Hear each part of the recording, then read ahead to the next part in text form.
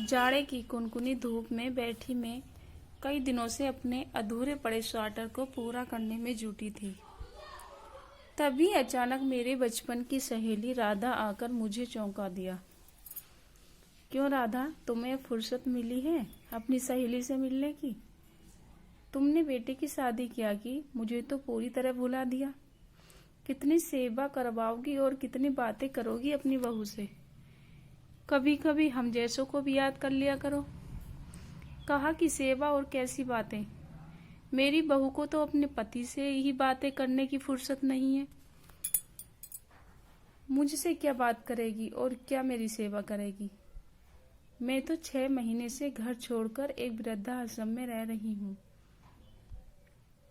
यह सुनकर मुझे ऐसा लगा जैसे किसी ने मेरे पैरों तले से जमीन खींच ली हो।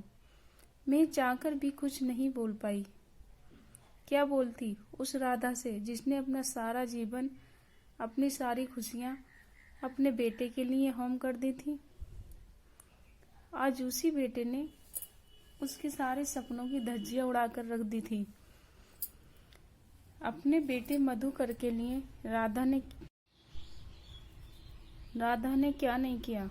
अपनी सारी इच्छाओं की तिंजली दे, अपने भविष्य की चिंता किए बिना अपनी सारी जमा पूंजी निछावर कर उसे मसूरी के प्रसिद्ध स्कूल में पढ़ाया। उसके बाद आगे की पढ़ाई के लिए उसे दिल्ली भेजा। इस सब के लिए उसे घोर आर्थिक संकट का सामना भी करना पड़ा। फिर भी वह हमेशा बेटे के उज्जवल भविष्य की कामना कर खुशी खुशी सब सहती रही। जब भी मिलती अपने बेटे की प्रगति का समाचार देना नहीं भूलती। वह अपने बेटे को खरा सोना कहती। मैं बहुत कुछ समझ रही थी, पर उसकी दुखती रग पर हाथ रखने की हिम्मत नहीं हो रही थी। मैं बात बदल कर नेहा की पढ़ाई और शादी पर ले आई। शाम ढलने से पहले ही राधा आश्रम लौट गई, पर छेड़ गई अतीत की यादों को। उसकी स्थिति मेरे मन को बेचैन किए थी। बार बार मन चंचल बन उस अतीत में विचरण कर रहा था, जहाँ कभी मेरे और राधा के बचपन से युवावस्था तक के पल गुजरे थे। राधा मेरे बचपन की सहेली और सहपाठी थी। उसका एक ही सपना था कि वह बड़ी होकर डॉक्टर बनेगी। अपने सपने को पूरा करने के लिए मेहनत भी बहुत करती थी। 10th की परीक्षा में पूरे बिहार में 10वें स्थान पर थी। अपने 7 भाई बहनों में सबसे बड़ी होने के कारण उसके पिता ने 12वीं कक्षा की परीक्षा समाप्त होते ही विलक्षण प्रतिभा की धनी अपनी इस बेटी की शादी कर दी। शादी के बाद उसे आशा थी कि शायद पति की सहायता से अपना सपना पूरा कर पाएगी, पर उसका पति तो एक तन्नाशाह किस्म का था जिसे लड़कियों की पढ़ाई से चिढ़ थी। इसलिए उसने डॉक्टर बनने के रहे सही विचार को भी तिजाजली दे दी और अपने इस रिश्ते को दिल से निभाने की कोशिश करने लगी। जब वह पूरी तरह अपनी शादी में रम गई तो कुदरत ने फिर उसकी परीक्षा ली। एक सड़क हादसे में उसने अपने पति को भरी जवानी में खो दिया। वह अपने 3 वर्ष के अबोध बेटे मधुकर और अपनी बूढ़ी सास के साथ अकेली रह गई। बेदविये ने भले ही उसे तोड़ दिया था, पर उसने अपने आप को दीनहीन नहीं बनने दिया। हिम्मत नहीं हारी। भाग दौड़कर अपने पति के बिजनेस को संभाला, पर अनुभव के अभाव में उसे सही ढंग से चला नहीं पाई। फिर भी खर्च के लायक पैसे आ ही जाते थे। उसके पति अपने माता पिता की इकलौती संतान थे, इसलिए कोई करीबी भी नहीं था जो उसे किसी प्रकार का संरक्षण दे। फिर भी उसे कर्मठ औरत ने हार नहीं मानी। अपने बेटे के उज्जवल भविष्य के लिए अच्छी से अच्छी शिक्षा की व्यवस्था की। राधा के घोर परिश्रम का ही परिणाम था कि मधुकर आज IIT से इंजीनियर की पढ़ाई पूरी करने के बाद अहमदाबाद में प्रसिद्ध कॉलेज से मैनेजमेंट की पढ़ाई पूरी कर मल्टीनेशनल कंपनी में काफ़ी ऊंचे पद पर काम कर रहा था। अपने बेटे की सफलता पर गर्व से दमकती राधा की तृप्ति मुस्कान देख मुझे लगता अतंत कुदरत ने उसके साथ न्याय किया। अब उसके सुख के दिन आ गए हैं, पर आज स्थिति यह है कि वह वृद्धाश्रम में आ गई है। वह भी अपने बेटे की शादी के मात्र 1 साल बाद ही। यह बात मेरे गले नहीं उतर रही थी। मेरे मन की परेशानी को राधा ने न जाने कैसे बिना बोले ही भाप लिया था। बोली, क्या बात है मम्मा, जब से राधा मौसी आई है आप कुछ ज्यादा ही परेशान और खोई खोई लग रही हो। मैं आज यही सोच रही हूँ कि इस आधुनिक युग में शिक्षा का स्तर कितना गिर गया है कि आज के उच्च शिक्षा प्राप्त लड़के भी अपने रिश्तों को अहमियत देने के बदले पैसे के पीछे भागते हैं।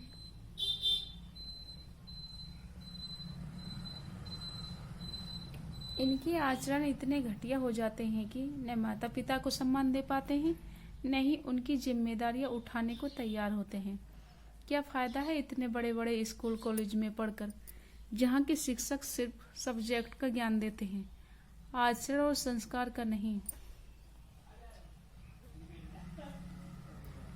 मम्मा, आपको बुरा लगेगा, पर आप हमेशा अपने संस्कारों और संस्कृति की दुहाई देती हैं और यह भूल जाती है कि समय में परिवर्तन के अनुसार इनमें भी बदलाव स्वाभाविक है।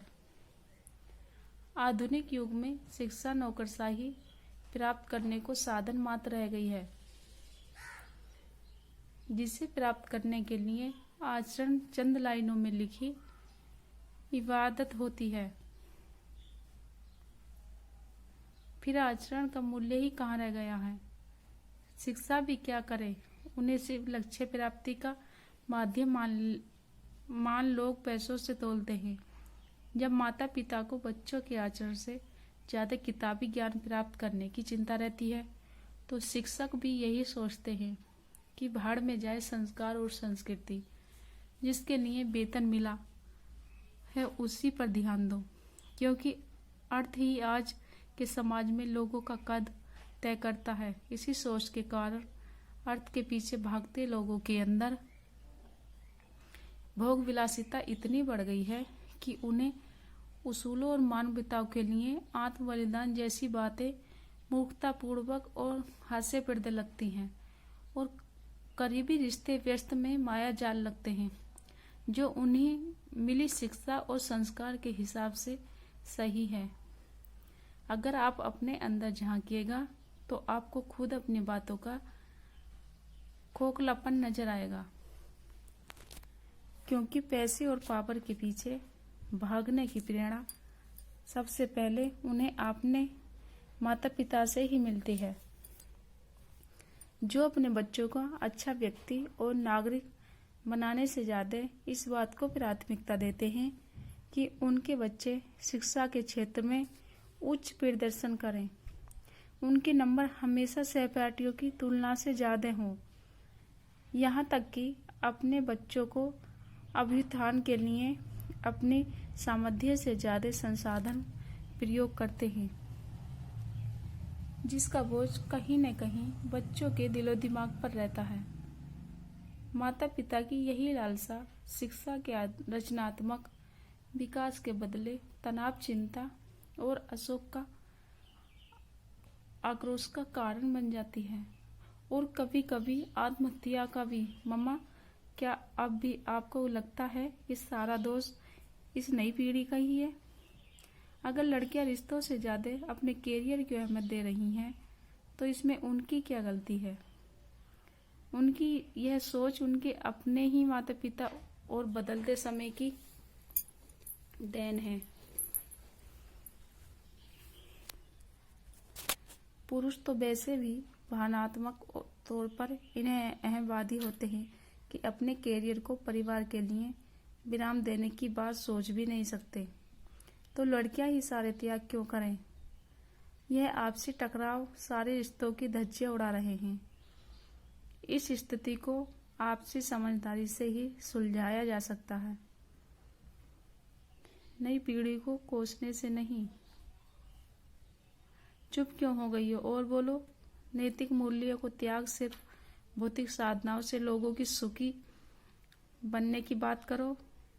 यही संस्कार मैंने तुम्हें दिए हैं कि समाज और परिवार को त्याग, प्यार, ममता और मानवता के लिए कुछ कर गुजरने की भावना को भूले सिर्फ अपने लिए जीने की बातें करो। और जैसे मधुकर ने अपने सुखों के लिए अपनी वृद्धा माँ को वृद्धाश्रम भेज दिया, मुझे पता है भविष्य में तुम भी मधुकर के नक्शे कदम पर चलोगी, क्योंकि मधुकर कभी तुम्हारा बेस्ट फ्रेंड हुआ करता था।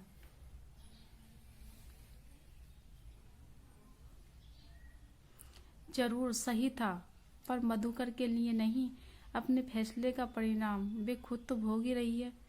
कहीं न कहीं मधुकर भी अपने प्यार को खो देने का गम भुला नहीं पा रहा है। नेहा की बातें सुन में हस्त-व्यस्त रह गई। वास्तव में हम अपने बच्चों में कैरियर को लेकर ऐसा जुनून भर देते हैं कि पूरी उम्र उनकी जिंदगी मशीन बनकर रह जाती है। नेहा के अत्यधिक बोलने और आंखों में अस्पष्ट असंतोष और झिझक देख मेरे दिमाग में बिजली सी कौंध गई। मैं अपने को रोक नहीं सकी। बोली, कहीं मधुकर तुमसे तो प्यार नहीं करता था? मेरी बात सुनकर वह पल भर को चौंकी, फिर अचानक उठ खड़ी हुई, जैसे अपने मन की वेदना को संभाला नहीं पा रही हो। मेरे गले से आ लगी। उसकी आंखों से आंसुओं का सैलाब उमड़ पड़ा। आज पहली बार मुझे अपनी गलती का एहसास हुआ। पश्चिमी सभ्यता की चकाचौंध में हमारी आंखें इस कदर चौंधिया गई हैं कि हम समृद्ध और ऐशो आराम की चीजों को ही अपनी सच्ची सुखी समझने लगे हैं। हालांकि जल्द ही हमें इनसे ऊब होने लगती है। अगर हम गहराइयों से देखें तो यही विलासिता आगे बढ़कर अकेलेपन और सामाजिक असुरक्षा का कारण बनती है। नई पीढ़ी के इस भटकाव का कारण कहीं न कहीं उसके माता पिता ही होते हैं। फिर मैं उसके बाल सहलाते हुए बेहद आत्मीयता से बोली, मैं मानती हूँ कि बड़ों की गलतियों की बहुत बड़ी सजा तुम दोनों को मिली। फिर भी अब तो यही कहूँगी कि अतीत को भूला आगे बढ़ने में ही सबकी भलाई है। तुम्हारी मंजिल कभी मधुकर था, अब नहीं है, तो न सही मंजिल और भी हैं। अब से तुम्हारी माँ तुम्हारे हर कदम में तुम्हारे साथ है।